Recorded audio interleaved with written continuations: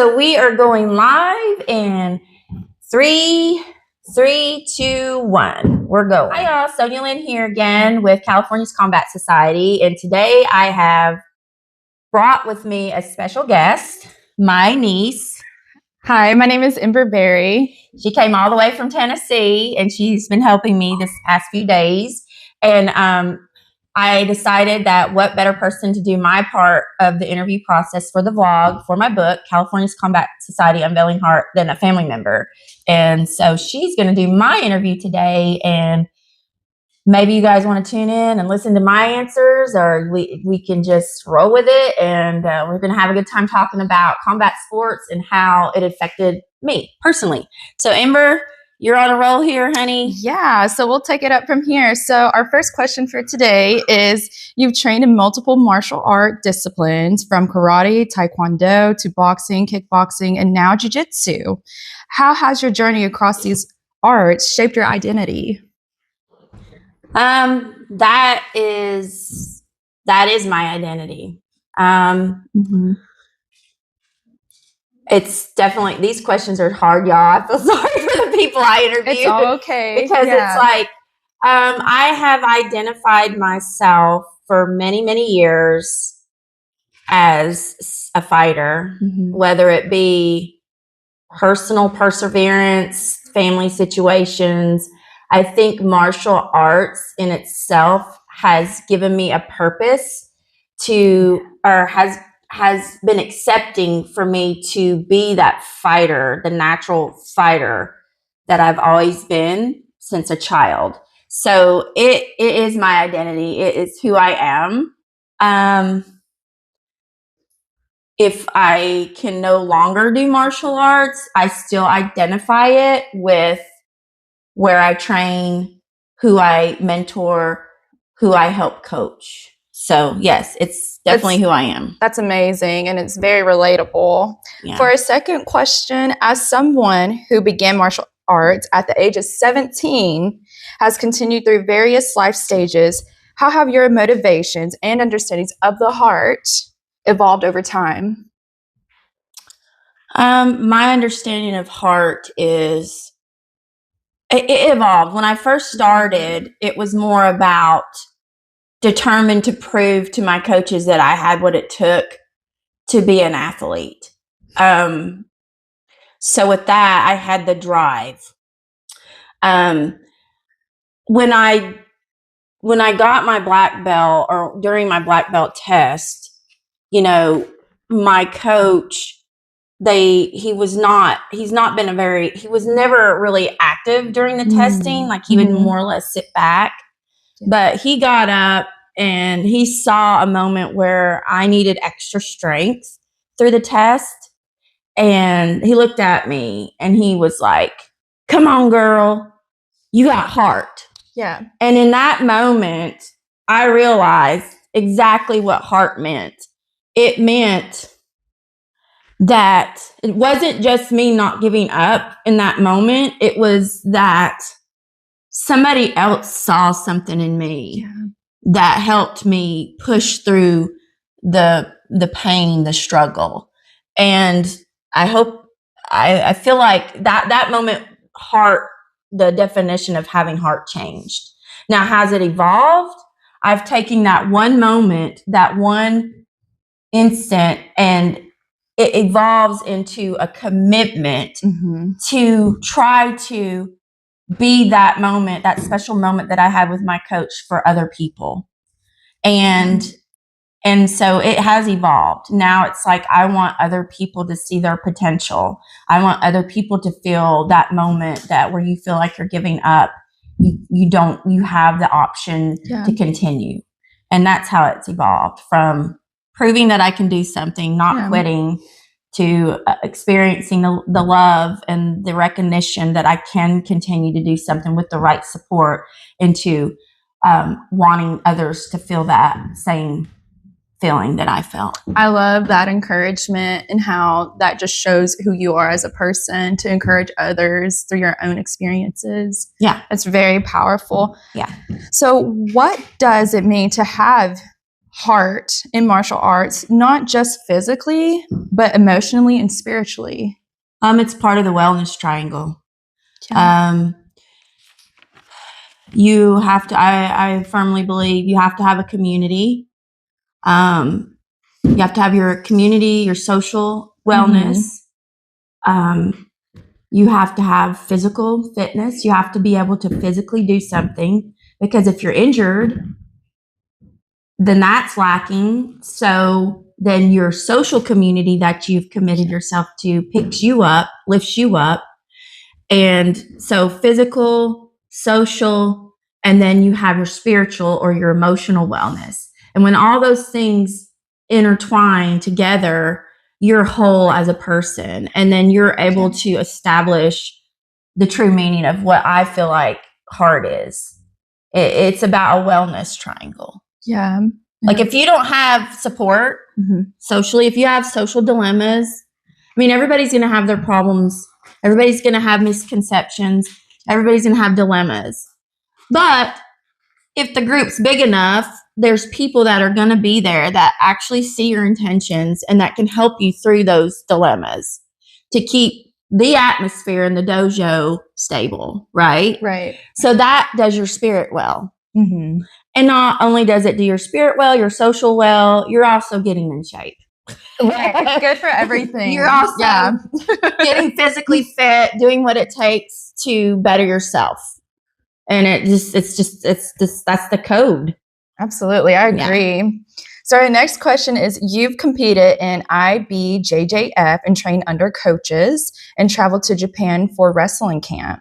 What did those experiences teach you about resilience and commitment? When you tell your husband you want to go to Japan by yourself, leave your family behind, and they're like, excuse me? I made a commitment to myself that I wanted this experience for myself as a martial artist. And that's what I did. And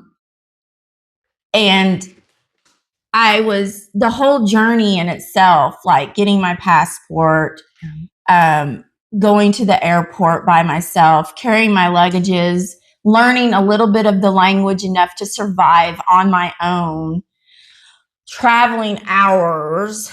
That was resilience. I had to push through. When I got there, I settled in and I was ready to train. But wrestling is completely different than the warm-up. The Japanese style of warm-up is a lot different. And I was exhausted at that point. But I continued in the training, and it goes back to the wellness triangle. When you're around the right type of people, they will help you, and you will be able to enjoy the experience. And I don't know if that answers the questions. I think it does. And it makes you more committed when you have that knit of people. You're more committed to your cause. And my cause was to experience this with my coach, with the team of people that we have met, that I got to meet through my coach in Japan, and just have that experience as a martial artist to add to my resume, I guess, if you call it that, but my experience. Yeah, and that does show your commitment and resilience through that. Yeah, and then I'm like, Japan, I was like, when I got to the airport on my way home, I had all the bags of goodies, and the American people in the Hawaiian Airlines, and not trying to, but they were like, "You've got too many bags," and I just set everything down, and I was like, "Excuse me, I just literally traveled around the world by myself. There is no way I'm leaving any souvenir home at this point." Yep. And I was like, so it makes you stand up for yourself. Like when you push yourself to the limit, it makes you stronger. And it makes you like someone that's usually pleasing to other people. It makes you like, this is important to me. My family's looking forward to these Japanese cookies and these treats. I am not leaving without them. You worked very hard to get those. Yeah. And I was like, how could they even ask somebody that?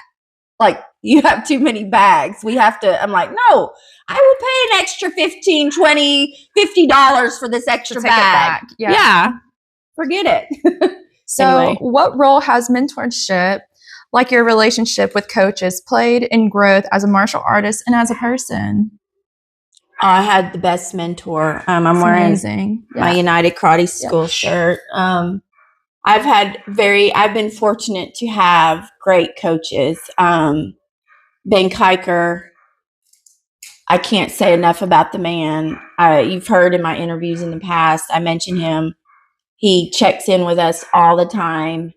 And my current coach, he has a calm, reserved approach to everything, and just the mentorship of staying focused. Mm-hmm. His style of coaching is he wants his students to be mentors.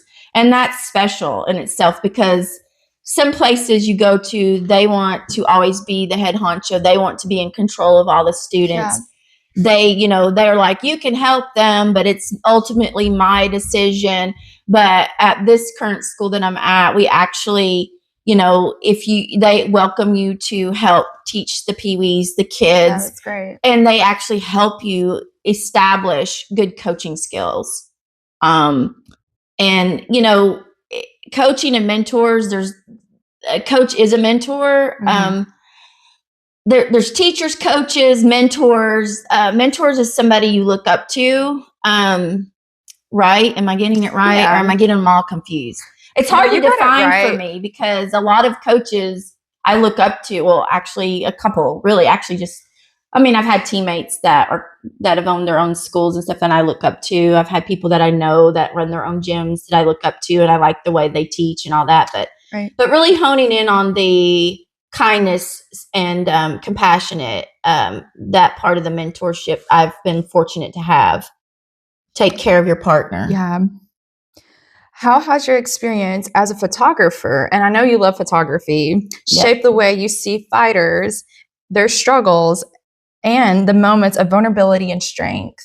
Oh, I think because I was a fighter and still am, I compete in the IBJJF or whatever jiu-jitsu tournaments, which is a struggle, which is a fight. It's not punching someone, but I feel like I know the heart of the fighter, and I can almost, as a photographer, predict the next move. Like, I can anticipate, oh, he just did that. He's about to throw this. And if I know the fighter and know their strategy game, or typically what they like to do, then I can get in between that moment, not even in fight shots, like at the venue, like during the fight, but in training sessions as well. Yeah.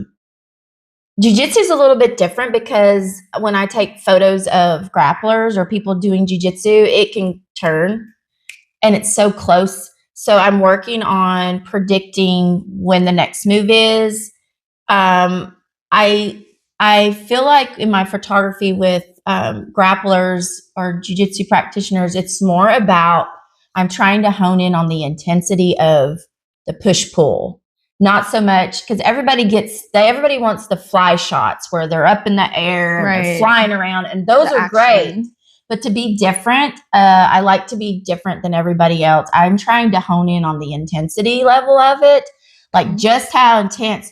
When people, they don't see when they're like this. Right. This is a lot of energy I'm putting into her. It doesn't look like it. It looks like I'm just holding her hand. It's really, But I'm trying to capture that intensity in jiu-jitsu. So, being married to Andy Foster. Oh my gosh, this interview's going to take a long time. The executive officer of CSAC gives you a unique perspective on the sport from multiple sides. How do you balance your role as a practitioner, spouse, contributor to the commission?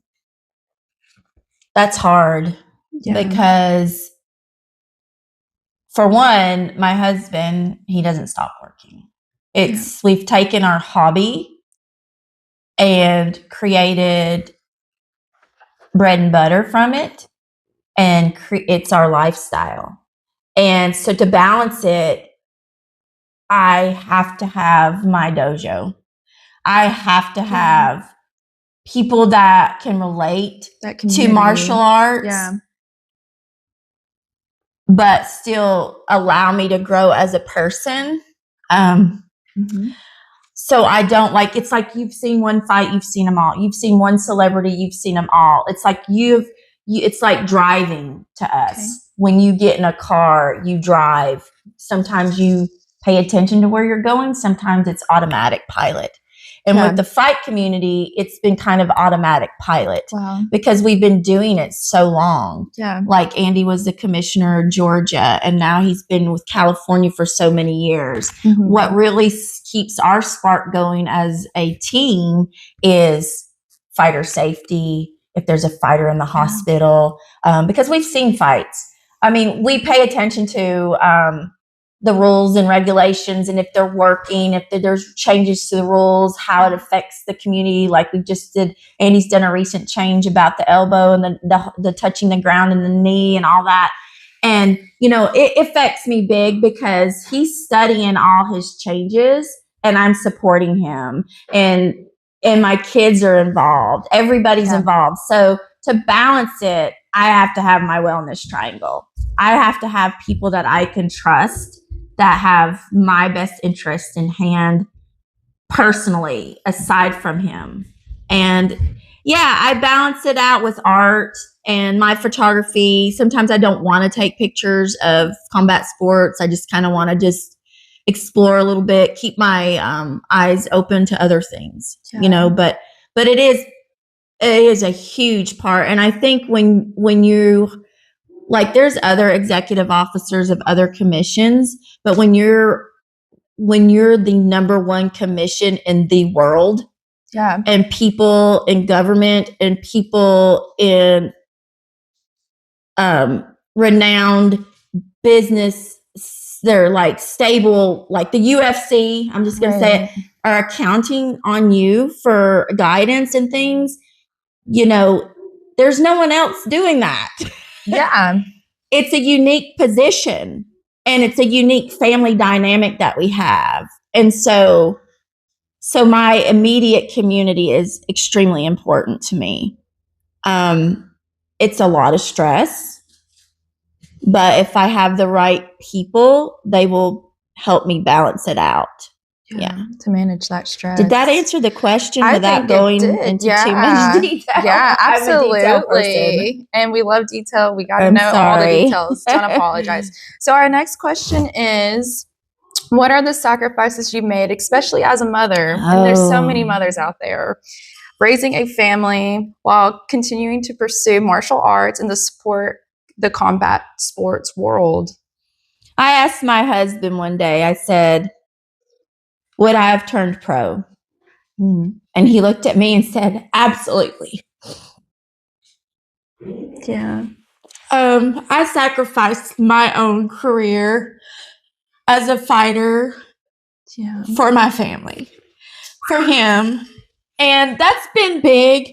And that we go back to the community and why it's so important, because I have made a sacrifice so everybody else can enjoy combat sports. And I'm fine with that as long as I have the right community. Obviously, age has gotten away from me. I can no longer, and my current coach has been really sweet about helping me understand that.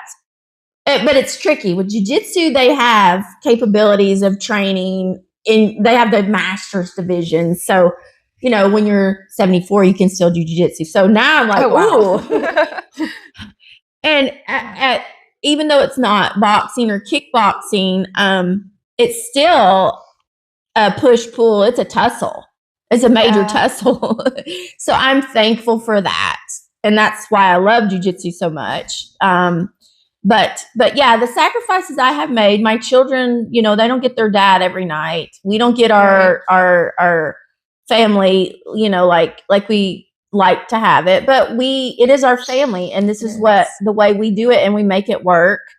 I gave up my career. I was going to go into nursing school and be a nurse or a laboratory technician or something. I gave up that, so I could be more dedicated. I'm a skill set person. I'm a jack of all trades because I've had to be. I couldn't really hone in on one thing. Right. So I am taking now what I feel like are God-given gifts, and just honing in on that, because I'm home-based. I have to be at home. I have to be available. Yeah. Especially for the kids. Mm-hmm. And as well, especially for my husband. So there's been a lot of sacrifices. For the family. Yeah. That's a lot. Mm-hmm. How has martial arts influenced the way you parent?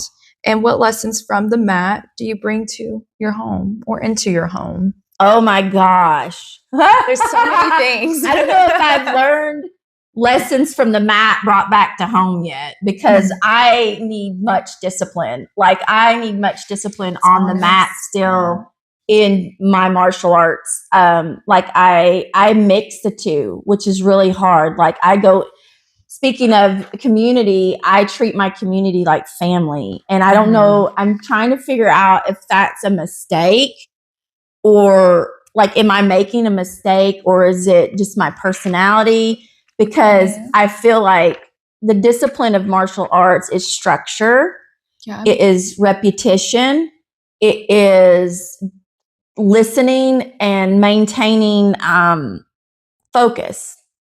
And when I go in there, because I've been a part of this community so long and I need it, it's part of my family. I go in there like, hey, your hair looks good today. Or how's little Johnny doing? Or, I just love blah, blah, blah. And it's so hard. And I'm working on that. But when I come home, my discipline with the children is, I had children late in life. I'm spoiled. I let them do what they want, but not really. I'm not letting my children go rogue. Do anything, but lenient on something. But I carry that fun, jolly attitude, and kind of like show them love and kindness and make things lighthearted and joke, and they're more receptive to discipline, but I still need to work on that. Yeah. Especially now in karate back home, it seems like I was more focused, but I'm at a different stage. I'm not in my 20s or 30s. And by the time I was still training at the same dojo in my 30s, but at that time I had a key to the dojo, and it was more my kickboxing regiment, and it was more about staying physically fit, and I didn't like to be bothered by anybody. But now I'm different. I'm a mother. I have kids. I don't have family around. You moved. Yeah, far. I moved. I don't have family around, and it's like I've created this atmosphere where this school is my family. Like and so when I go, it's like, oh, there's Amanda. Oh yeah. How's it going, girl? And it's like, I don't really mean that. Like, I mean, I do mean it, but it's like, I don't mean to do it. It's just there. And also too, we're deep rooted in Southern hospitality where we're from. Yeah. And I think that part of the culture is also different. If you've ever been to the South, people treat you like family. Yeah. Especially if you're deeply connected to them in some way, or you show loyalty to them. And I think a lot of that gets me in trouble. Like, I don't think people understand that here. It's different. Yeah, it is. And plus, I'm part Italian. We're super loyal. Right. There's a lot of things here. I'm very passionate, and it can be overwhelming to some people. Right. I'm very sorry for that. What does your training and community at Eldorado's Hills BJJ mean to you, especially with teammates like Kristen, Steven, Coach Danny, Dill, and Elliot Kelly? It means the world. Yeah. It means the world. Kristen was the first female that I ever trained with in jiu-jitsu. We didn't have female practitioners on the East Coast. And if we did, they were Muay Thai fighters. They were MMA fighters, and they just did jiu-jitsu for MMA, and they were tough. I mean, my girl that I don't even think I trained with her. I actually didn't ever train with a female, I don't think. Wow. In jiu-jitsu until I got to EDH. I was around Sherry, and her fight name was Sherry the Bitch. And so it was like, but she was nice to me, and I admired her. But yeah, that was her name. And yeah, I didn't train with a female in jiu-jitsu until I got to EDH BJJ. And Kristen, I call her the little Cinderella because she giggles like the little princesses from when she's getting you in the move, she'll giggle, and she's so kind. She's probably, if I could say, I would like to think I was the best female student there, but I know by fault that my focus is not there.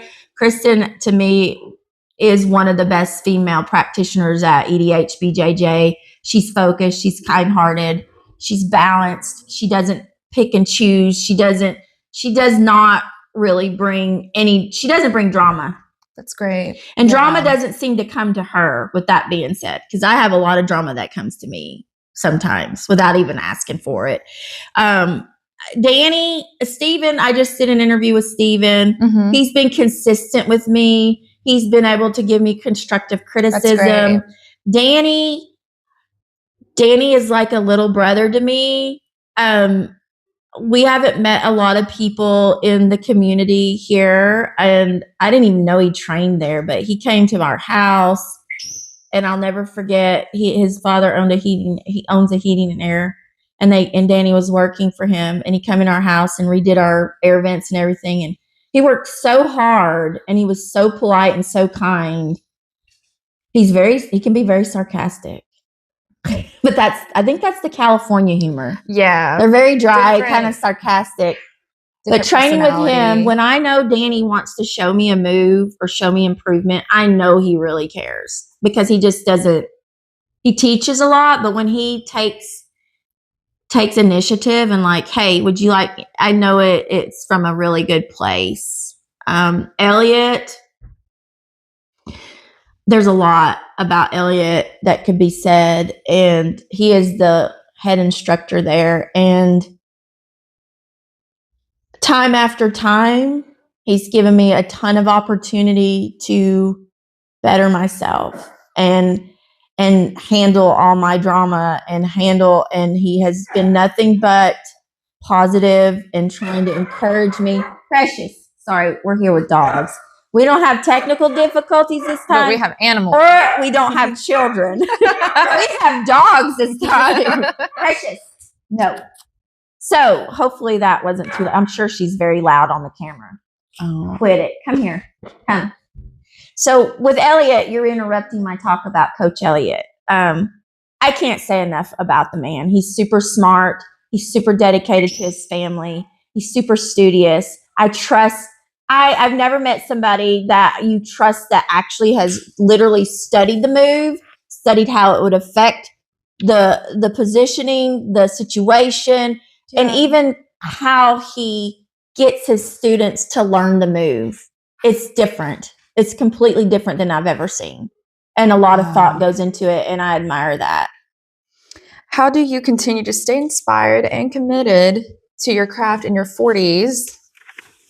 Through premenopause. Oh my gosh. Evolving life responsibilities. I didn't put that in there, did I? Yeah, you did. Okay. But hey, several women go through this. It's a life-changing thing. Well, I've been to the doctor and I've got checked out. Hormones are real, guys. Hormones are real. Hormones at any age. Hormones, believe it or not, for men are the dopamine dumps that you get training.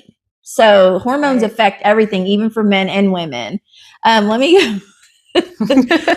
Training in my 40s. Well, I've had a new fruition or whatever that saying is. Okay. I have friends that are in their 50s who are renowned black belts who have competed. They started jiu-jitsu in their 30s, competing high-level grappling tournaments. So I think just knowing that the option is out there for me is what drives me. It's wonderful. Because all I was doing before, when I couldn't no longer kickbox and I had let time pass and I have made those sacrifices, was I was like stuck like Chuck. I was like, I'm going to go out there and do my kickboxing regiment. And I just keep doing it. And I'm doing it and doing it to stay fit. And then I'd hit the gym and then I'd go run. And then I hit the gym and I'd go run. I'm like, I'm still a martial artist. Right. I'm going to do my katas. I'm going to do my forms. I'm going to do my black belt forms just to stay in shape. I'm still a martial artist. And then all of a sudden, boom, I moved to California. I'm like, I can do jiu-jitsu? Yeah. There's people, that are doing jiu-jitsu in their 70s. I'm like, I can keep going. And I'm going to till my legs fall off. What do you want readers and viewers of your photography book to understand about deeper emotional and spiritual dimensions of combat sports? I want them to be able to feel the work that goes into combat sports. I want them to be able to see. I mean, everybody can go and discipline. Everybody can go on social media and see the highlights. They can flip through that fight that just happened. See the highlights. I just want beautiful images of sweat, blood, and tears. I haven't had anybody that will really open up about their adversity in life that creates that heart yet. I've kind of let people evolve. There's not been somebody, and I get it. Nobody wants to spill the beans, especially your professional people that are high level contracts and stuff. They don't want to spill the beans about how they might have been abandoned as a child or whatever. Yeah. But I'm just trying to convey, I know that happens to people in life, those adversity moments from childhood on up. I know that. And that also creates heart. Or like I said, getting in the right community and establishing that well-balanced wellness triangle establishes heart. Because there's some people that have not ever had much adversity. Like they might have missed a payment on their truck, and that's the most adversity they've ever had, But then they're in the right community, showing the right love from the right mentor and the right teammates that help establish that heart. There's two different types of creations of heart, I feel, in combat sports. The adversity of someone suffering and having to be resilient to push through. And then someone that has learned that they can be better than themselves, that they might be like a fancy athlete or have a compassion or something, or passion to be that next UFC fighter. And then they have the right wellness triangle to help them get there. So you can learn a lot about the triangle and apply it to all aspects of life. Yeah, you can. It is. That's why it's the wellness triangle. Yeah. It's just complete triangle. If one of it's off, then you're off as a person. So. If you could write a letter to your younger martial arts self, what would you say about grit, growth, and heart? My younger martial arts self, what would I say about grit? When you were at age 17, when you started so young, grit, growth, and heart. I would say, I don't know, because I feel like everything's evolved the way it was supposed to evolve, and my understanding of it has evolved. Like when we answered that other question, there was a time where I took a break in my martial arts journey. I think I was gone for like 6 months. And when I came back, my coach slapped me and was like, "Where have you been? I thought you were dead." So I think my younger self would be and it still applies today, don't be selfish. Yeah. Don't be selfish so much. Recognize when you have something good, you're supposed to acknowledge it. And have gratitude. Yeah. Be grateful. Because it works both ways. If you're committed and the people that are in your wellness triangle care about you, you have to show them gratitude and respect. You just can't assume that they're always going to be there. That's you know what I mean? And I think that was one of the things, when I was gone from the dojo for 6 months, he didn't know where I was. It wasn't his job as my coach to hunt me down and find me. Other people knew what I was doing. Other people knew my struggles. But he was hurt. I had broke his trust because he had put so much energy into me at that point. And he was like, when I came back, I was so grateful that he allowed me to come back. He gave me time to heal. He gave me time to get whatever I needed out of my system to come back. And I'm telling you, I've never met anybody like him before. I'm still glad and fortunate I still have him. Like, just because I've left Georgia doesn't mean I don't have him as a coach or a mentor. I will have him till the day I die. And till the day he dies, it will surpass that. And anybody if you ever talk to anybody else, I'm going to be doing interviews with my other teammates from back home.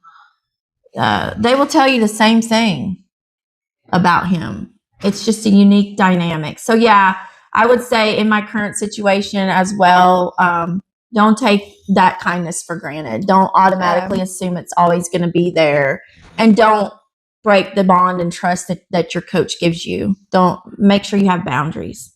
That's great. Our last question. Oh, we're there. Woohoo! We made it. Is it under an hour? I honestly don't know. I don't care. Are you into this? You're into this. Yeah. You're learning about your auntie. Well, I knew a lot too. Okay. What are your hopes for how your story as a fighter, wife, mother, and photographer resonates with other women in martial arts? Resonates. Mm-hmm. I don't know how much I influence other women. I'm not here to try to put myself on a pedestal or anything. If anything, I've been told that I'm a badass, or by some of my teammates, or you should post that because you need to brag on yourself, girl. And I don't see it that way. I see it as I chose this because I feel like there's a lot of people that try to do martial arts as a fad. Okay. I chose this as a teenager because I needed something. I won't go into all details, but it's part of that adversity in life. I needed to I was angry, an angry teenager. Okay. I needed guidance on how to do it. It was either the military, how to balance my anger. It was either the military or I will get a shot at martial arts because I like to fight. I've had to fight like my whole life, even as a child. So I went in there and my first impression was, he's not an Asian. The stereotypical thing for, he's Chuck Norris. Right. And I thought, I don't know if I want to do that. But then I saw his motto and it was Christian based, which I'm a Christian. And I thought, this might be a really safe place to train.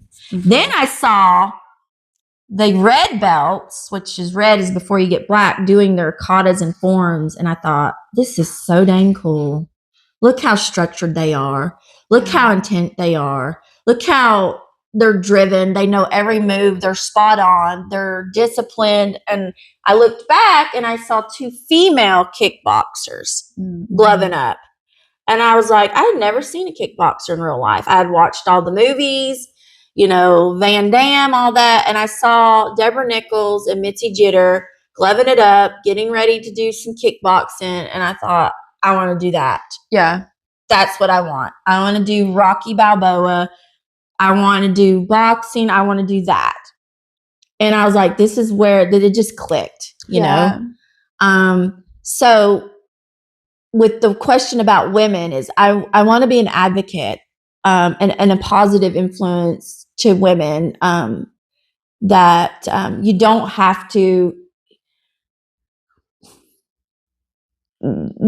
to sell yourself to the man culture in combat sports to be seen. You can be, I feel like now more than ever, women can be themselves. They can be feminine. They can be masculine. They can be exceptionally well-rounded in their martial arts career and not have to sell themselves short. Because when you sell yourself short to, I'm just going to say it, sexuality in combat sports or martial arts, you are not setting the tone for the next generation of female athletes that have to come up. You are condoning the struggle. And there's so many females, like I've done an interview with Aspen Ladd, there's Ronda Rousey, that have been involved in MMA and combat sports that never really were told they had an opportunity. Like Aspen even said, when she first started MMA, it wasn't a way to make a living. It was just a hobby because the UFC said that they weren't going to allow women fighters until Ronda Rousey. So that's not been a long time ago. Aspen's she's at her prime right now. Ronda may come back, that's not been far long ago. Right. So if anything, I can continue to be a positive influence, open doors for females to speak. Like, it's just a photography book, but I'm doing the vlog as well to go along with it. We don't know how long it is, but I definitely want to support women in combat sports. And it's a huge thing. I hope that through my Southern charm, my Southern hospitality, that I can squash drama and help set an example. There's too many females out there that are promoting sexuality, not even just in combat sports, but related to combat sports, like interviewers and people that want to be a part of the fight community. The only person really that should be looking sexy is the ring card girls. I mean, come on. And that's just, I don't even know why they do that. I was a ring card girl once, and I looked like I was dressed to go to a funeral in my black little sparkly dress. But, it was like, I was like, I didn't even know how to dress. We did the Macarena, and that was it. But, I know it's a thing. And it's like, I think the ring card girl, as far as the women, I think it was just to keep the attention span of the audience in between each round. Right. And who's the audience? Men. And men like to look at. And I'm like, my daddy, your papa. Yeah. He goes to the fights in Kansas. He's like, I'm here to see the people. Yeah. He's taking pictures of the ring card girls. But I mean, it is what it is. I mean, that's like back in the old days when the Irish came over and they did the boxing. They had the burlesque girls, Moulin Rouge. So I get that part of it. But for athletes to try to literally sell themselves out sexually just to get promotions and all that, there's different ways. How about doing it based on talent and skill and integrity? Yeah. That's what I want to try to do. I mean, I'm not even going to say, I'm going to be going into the Master Fives probably sooner or later. I just want to, as that part of my life, I just want to show that I am dedicated to who I serve in my wellness triangle, my community, that I'm a committed woman of faith, that I'm committed to my family, and that I'm committed to myself, more importantly, especially at this age, to keep improving my health, fitness. I just lost my mother to cancer, my aunt to cancer. They were always supportive of me in all that I do. But, at some point my aunt was like, you're just going to get hurt training. Don't you just want to stop? I'm like, no, because we're a different generation, Auntie. Your generation was the cigarettes and the smoking and that's different, than my generation. Right. My generation is about health, fitness, family. Yeah. And I'm going to continue. Even my stepdaddy, Papa, he's like, girl, you too old for that. And you want to influence and I'm other like, women. Daddy, I'm not too old as long as I can keep doing it. As long as someone allows me to perform. And I think the performance part of it's important. To be able to perform because you're influencing. Mm-hmm. There's something to be said watching a 74-year-old do jiu-jitsu on the mat. That's a female. There's something to be said about that. It's like, let her be her. Yeah. Let her be her. Let her do it. What else should she be doing? Walking around with a walker, being depressed because she's a widower, or, let her be her. Yeah. And that's all I'm trying to say. Let us be us without influence us to be sexual creatures. If you, let us just be us. Like and that's it. Yeah. So that was my last question, Ember. That concludes all our questions for the interview. So thank you so much. Yeah. Thank you for doing it for me. Of course.